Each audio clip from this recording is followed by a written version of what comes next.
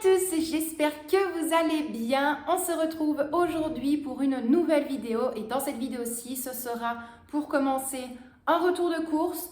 Ensuite, on se dirigera vers notre frigo et notre congélateur. Le congélateur, c'est vraiment le plus petit qui est au-dessus de notre frigo. Donc, je vais le vider, re-ranger un petit peu tout correctement.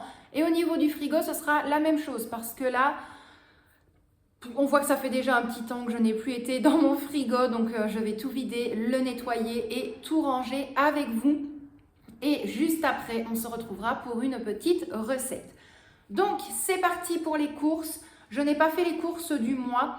J'ai vraiment fait les courses par rapport à ma semaine de menu. Comme ça, j'ai ce qu'il me faut. J'ai acheté 2-3 petites choses supplémentaires. Voilà, des petits plaisirs, des petits desserts, des petits 10 heures pour Victoria. Et certaines choses au niveau du menu que je n'ai pas acheté tout simplement parce que j'avais déjà au niveau de mon congélateur. Donc, au niveau des courses, là ici, j'ai pris 4 pâtes feuilletées, comme ceci, donc 1, 2, 3, 4. Pour aller avec les pâtes feuilletées, on a une bûche de chèvre, une comme ceci. Ça ira avec du miel tout simplement pour faire des petits feuilletés chèvre et miel. Et les autres pâtes feuilletées me serviront vraiment à placer au congélateur en cas de besoin ou pour des recettes futures. Là, ici, nous avons de la feta. Ce qui va aller avec la feta, ce sera 2 poivrons rouges. Et alors, avec la feta et le poivron rouge, il y a également des haricots rouges, du maïs, du poulet, des épices mexicaines. Mais voilà, tout ce que je viens de vous dire, je l'ai déjà. Donc, ça fait déjà un petit peu plus de sous au niveau de son portefeuille.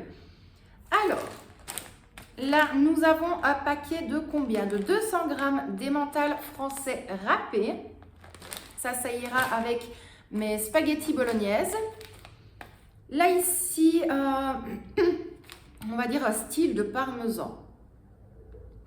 Je ne suis même pas sûre que c'est vraiment du parmesan, donc voilà. Donc, un petit paquet comme ceci. Donc là, il y a 100 grammes à l'intérieur. Le parmesan, ça, c'est plus pour Michel avec les spaghettis. Ensuite, au niveau petit plaisir, des petits paquets de Choco Crocs comme ceci.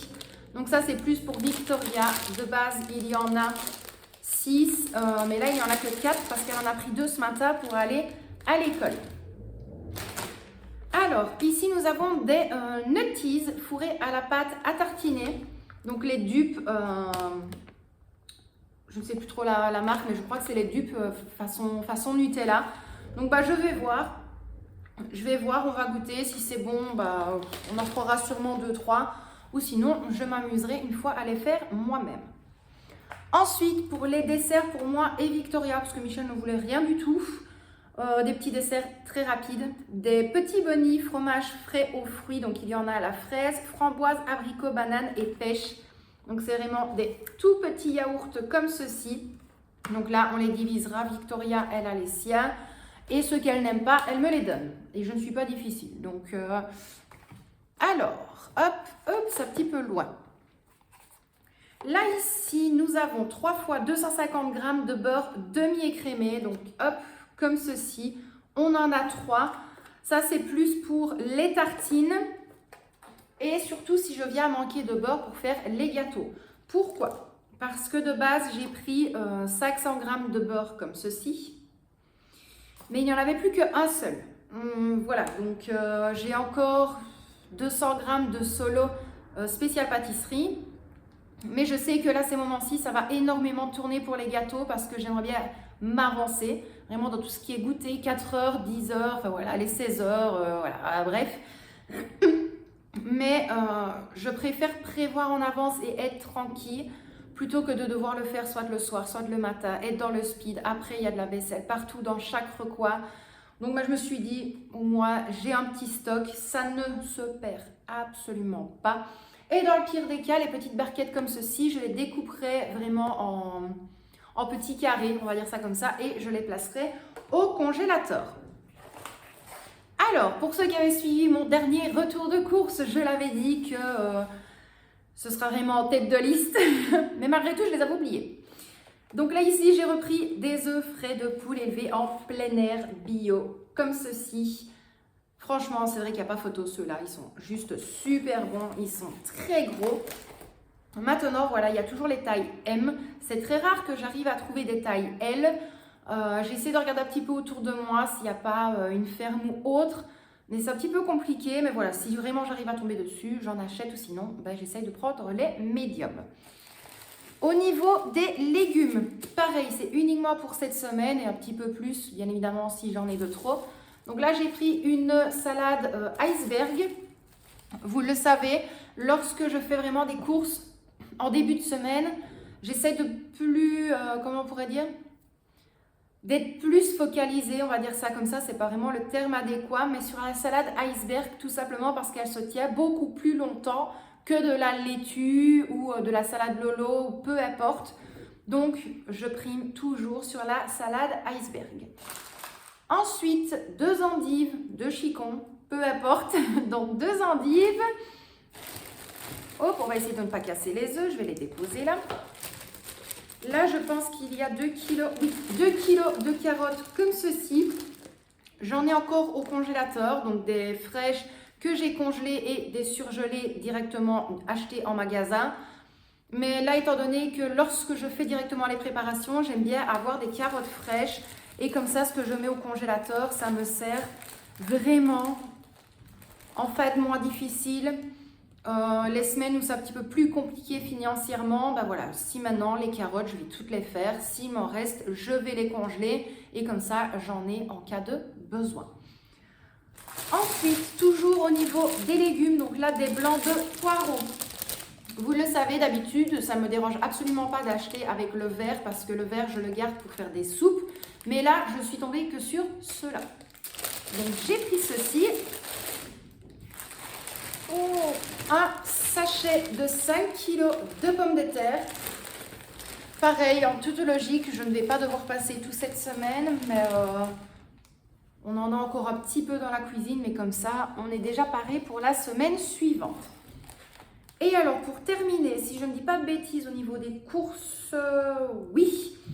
Donc là, nous avons du hachis préparé Porevo, 435 grammes pour 3,91 €. Et alors, nous avons du hachis préparé bœuf et porc, 729 grammes pour 7,13 €. Alors, je vous ai mis tous les prix de chaque article, du moins lorsque j'avais le ticket de caisse, mais en toute logique, je les ai tous.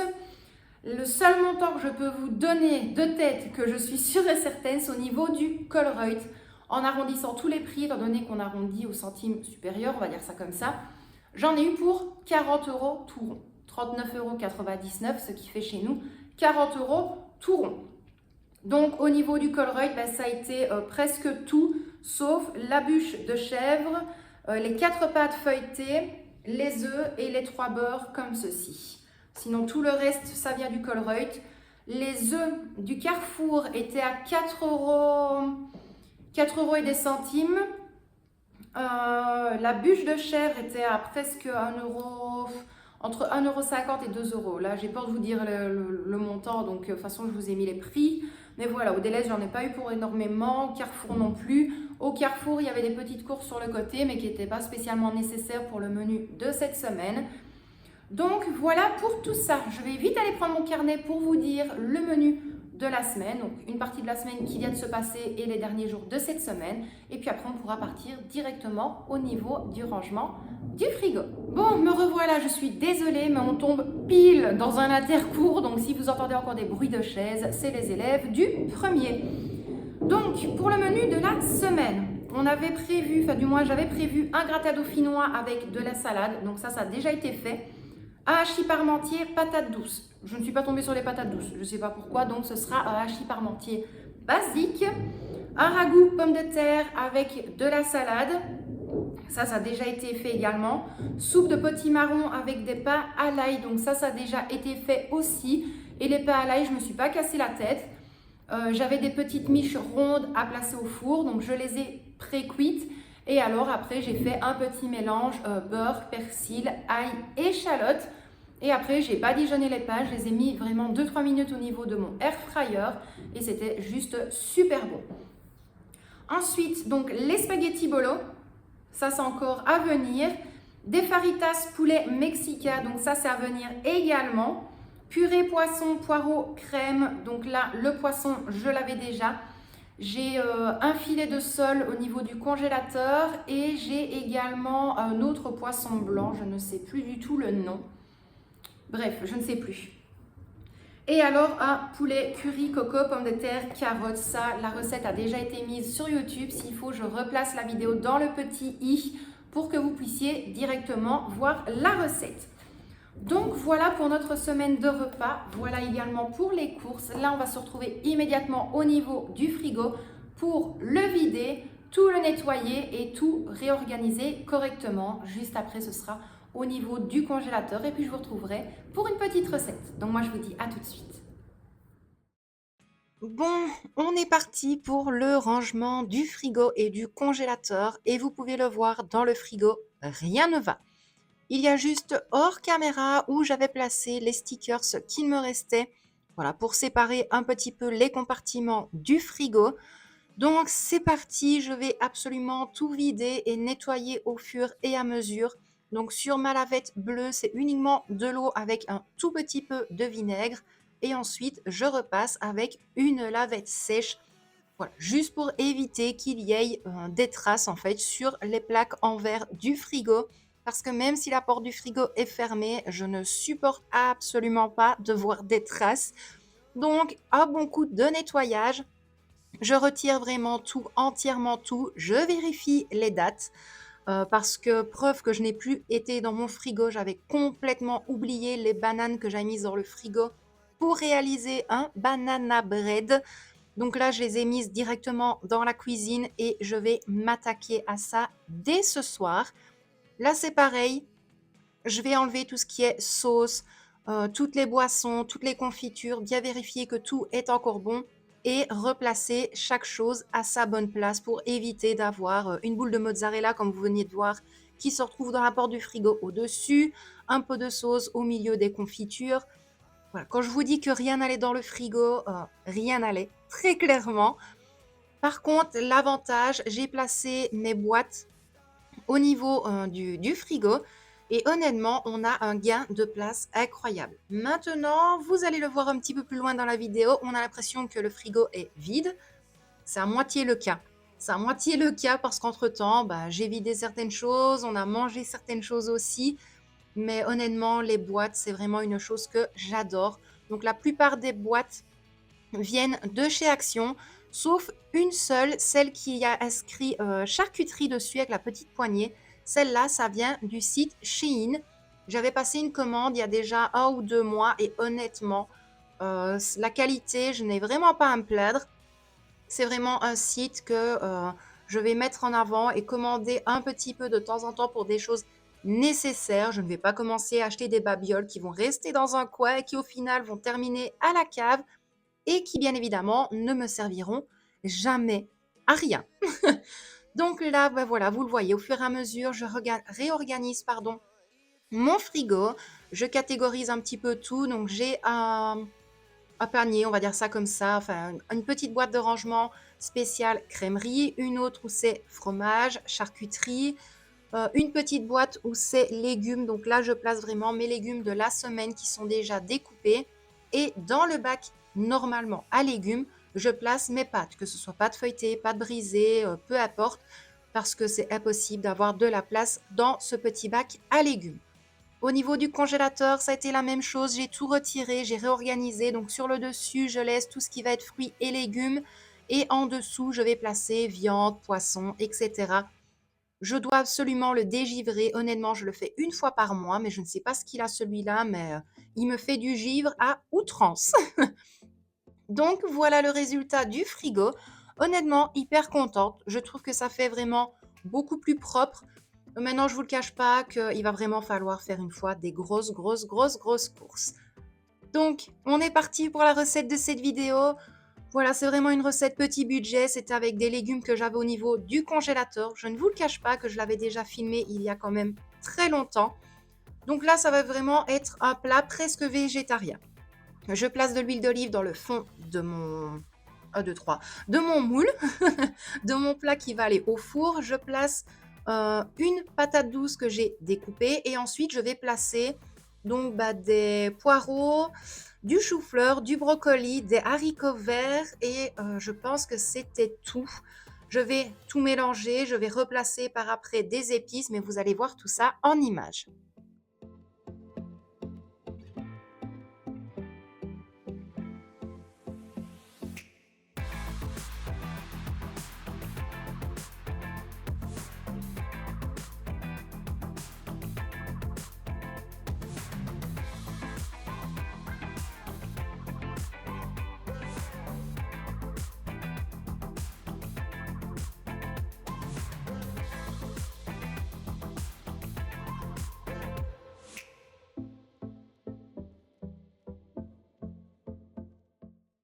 Au niveau des épices, je vais donc ajouter du persil, il y aura également du paprika, il y aura du poivre noir, si je ne dis pas de bêtises, des épices à poulet et du sel. Je vais également ajouter un petit peu d'huile d'olive sur le dessus.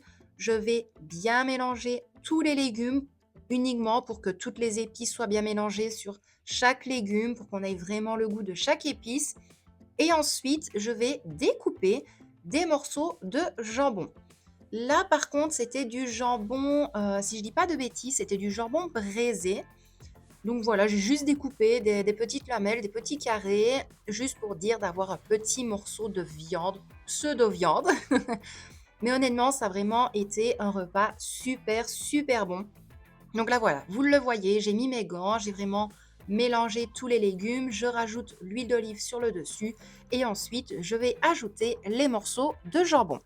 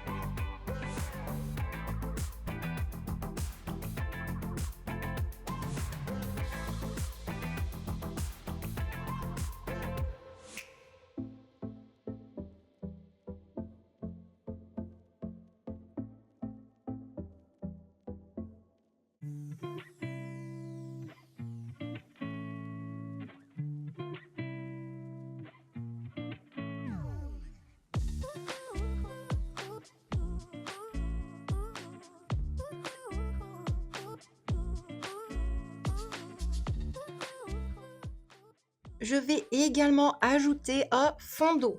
Tout simplement parce que, étant donné qu'il y a quand même des carottes, du brocoli et du chou-fleur et que ça va uniquement cuire au four, je ne prends pas le risque. Donc j'ajoute vraiment un petit fond d'eau et je vais recouvrir mon plat de papier aluminium.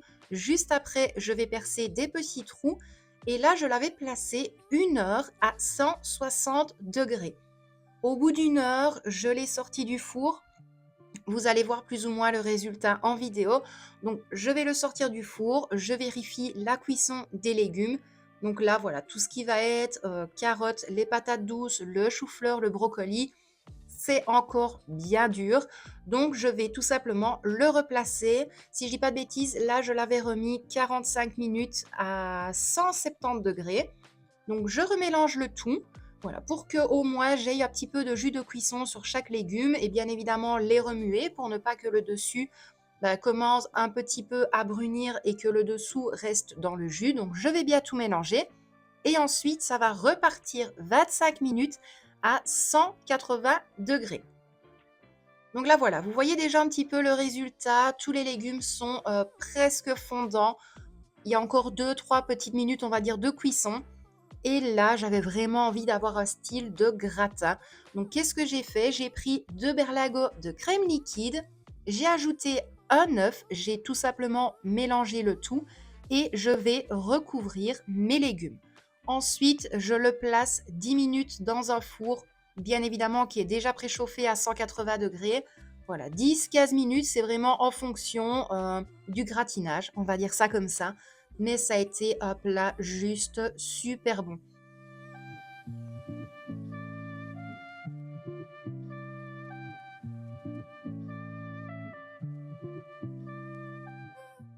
Et voilà pour le résultat final. Moi, en tout cas, j'espère vraiment que cette vidéo vous a plu. N'hésitez pas à me le dire en commentaire. Et quant à moi, je vous dis à très bientôt dans une prochaine vidéo. Je vous envoie plein de bisous.